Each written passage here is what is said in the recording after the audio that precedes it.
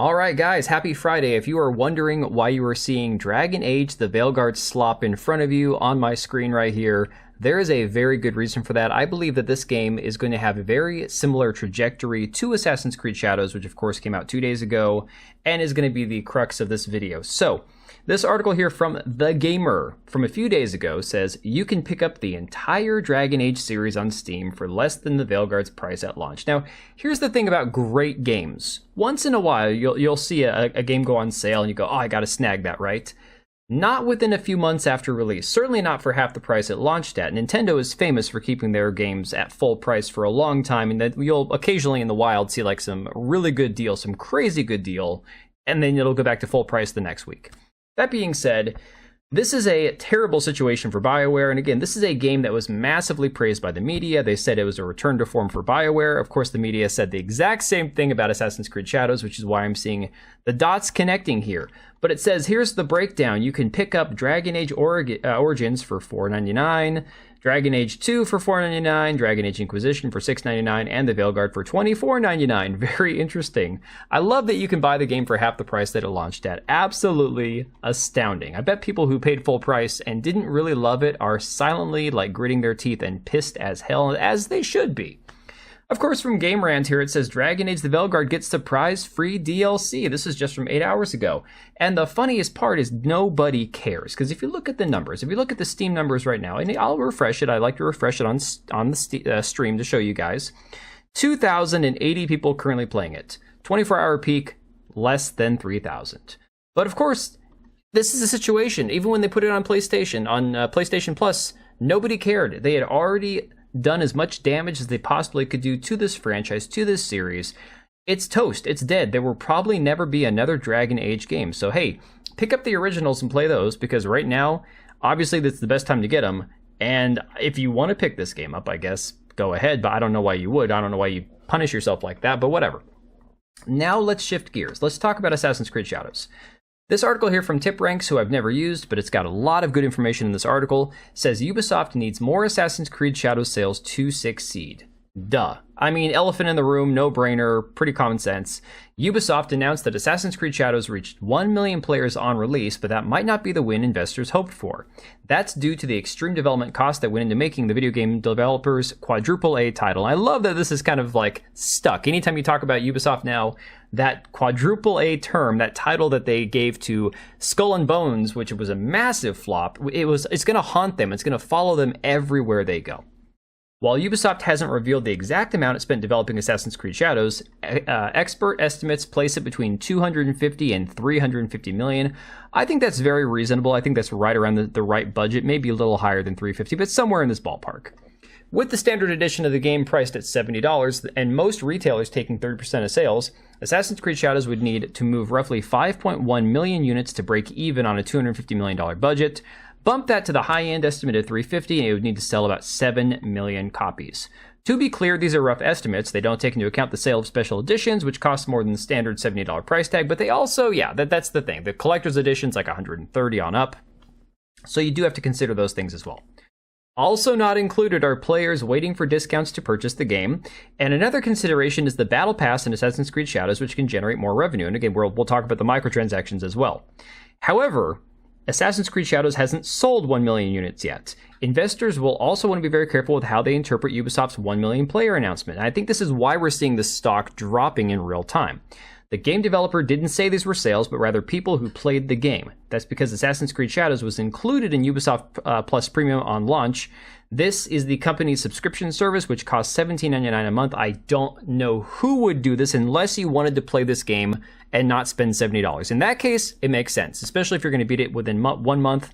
$20 out of your pocket, that's not that big of a deal. 70, that's a little bit more extreme. A portion of gamers may have played the Shadows this way instead of shelling out $70 for the game. If they don't renew their subscriptions after finishing Shadows, this could eat into Ubisoft's revenue, and it will. It will, and you know why it will? Because we have already seen plenty of reports that with Game Pass, and I'm a Game Pass user, I think Game Pass is great for gamers except for the fact that it's destroying actual game sales, and of course physical game sales are a thing of the past almost at this point. It eats into 90% of a game's actual sales. Those are estimates, but that's what they say is 90% of a game's sales are going to be eaten away if it launches on Game Pass. Absolutely insane numbers. You can bet your ass that Ubisoft Plus Premium is doing the exact same thing for game sales as well. And of course, this is a big problem because Ubisoft has already said that they have millions of people on this. When they talked about getting people to be comfortable with not owning their own games, part of the pitch that they were trying to, convince people of was, look, we already have millions of people using Ubisoft Plus. Okay, guys, so if you want to argue that the game has 1 million players and you think that most of these people are paying customers, then explain how Ubisoft Plus can have millions of users but they're still selling millions of copies. It doesn't make sense. It doesn't jive, right? So come on, let's be real. They don't have 1 million sales. Probably not even anywhere close to half that many. But of course, we also saw Domino's Pizza and a number of other places, even Assassin's Creed's, official account giving out free keys, trying to get people to actually play this game. I've seen some people talk about how you can buy it cheaper, but usually that's through third-party sites. But what I find even more fascinating is the microtransactions in the game itself. This just goes back to Ubisoft's scummy predatory behavior. For $10, you can buy the map pack in Assassin's Creed Shadows. It reveals all markers on the map and removes all fog. This is genuinely the stupidest microtransaction I've seen in my lifetime. You can also buy currency to bypass the artificially extended progression system. We've seen them do this stuff, and I say again, I did not play Valhalla because I gave up after Unity. I was so bored I gave up on the series. However, if I'm not mistaken, there was an experience booster, correct me if I'm wrong in the comments, that they sold for Valhalla where you could actually pay to increase your experience because they artificially decreased the rate which you gained experience. Again, don't quote me on that, but I remember hearing something about that at the time, that Ubisoft intentionally slowed down progress to make you more likely to pay to boost your experience gain. Legendary Drop says, I'm effing dead. How is this real? You can buy a full map unlock for real money in Assassin's Creed Shadows. Engineering problems to sell you the solution. This is what happens when you have a monetization director for single-player games. And he goes on to show exactly what the problem is. This person replied and said, as someone who bought this map pack for $10, I see no issue with this because it's purely optional. Okay, fine, except it just seems scummy, guys. You're not required to buy this at all. I did because I'm someone who hated having to look for everything in game. I want the icon on the map so I can just go to it and complete it. Why are you even playing the game then? Why? What sense of satisfaction do you get? And Legendary Drop says, so brainwashed they don't even realize that they were manipulated. Yeah, it's just, this is getting really sad. And of course, even shill accounts have pointed out the microtransaction store is kind of a scummy situation. You're still seeing, too, clips of actual gameplay that are just buggy as hell. So again, going back to the fact that you're paying for a $70 game, which is still full of bugs, not polished like they're saying it is at launch, I don't understand what is wrong with people, why they are putting up with this kind of garbage. This is absolutely insane to see in a quadruple A title from a company like Ubisoft charging base price of $70 and expecting people to do it time and time again.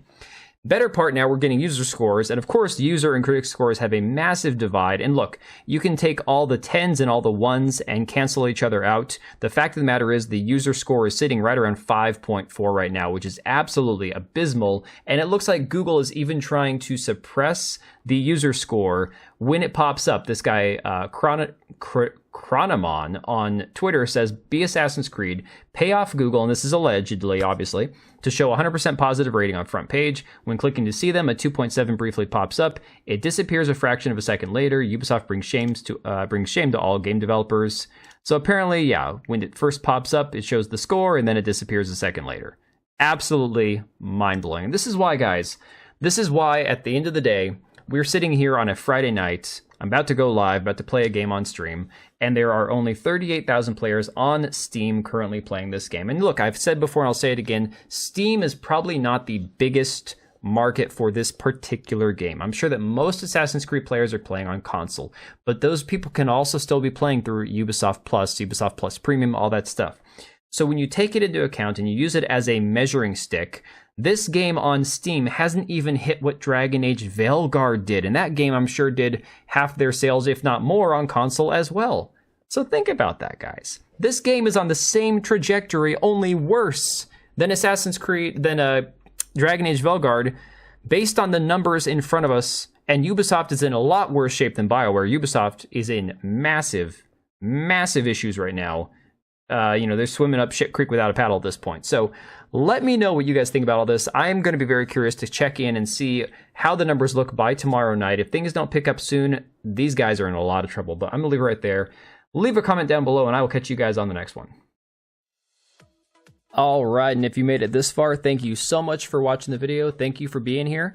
I do have 2 channels, Minimal Effort Podcast as well as my gaming channel. I do have a Twitch and Kick for my gaming channel. We do live streams over there occasionally, maybe once a week. And then if you are in the market for a new PC, make sure to check out Meta PCs. Click the link I have down below. Use code TBO at checkout for a special discount. Thanks again for watching, and I'll see you next time.